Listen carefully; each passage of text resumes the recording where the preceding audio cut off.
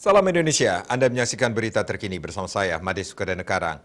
Pemirsa, hujan disertai angin kencang menyebabkan 2 pohon tumbang di Gianyar. 1 pohon jenis Singapura tumbang menimpa rumah warga di perumahan Bypass Dharmagiri dan 1 pohon kelapa tumbang menutup akses jalan di desa Petak Kaje. Kepala Pelaksana Penanggulangan Bencana Daerah Kabupaten Gianyar, Dr. Andes Ide Bagus Putuswambe, didampingi Kabid Kedaruratan dan Logistik IGN di Bia Prasasta mengatakan, pohon yang tumbang tersebut jenis pohon Singapura. Pohon ini tumbang karena cuaca ekstrim. Tak ada korban jiwa dalam musibah tersebut. Juga tak ada laporan kerugian dari pemilik rumah. Dikatakan TRC BPBD telah diturunkan untuk melakukan pemotongan dan pembersihan pohon yang tumbang.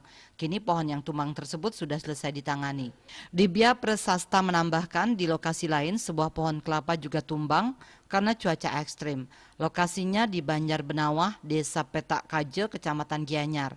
Pohon kelapa yang tumbang ini sempat menutup akses jalan dan membahayakan pengguna jalan.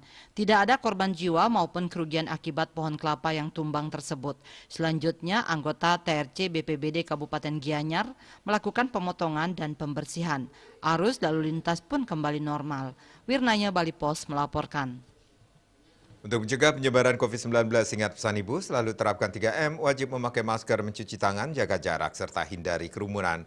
Dengan penerapan perilaku 3M, Indonesia segera terbebas virus corona menuju Indonesia maju.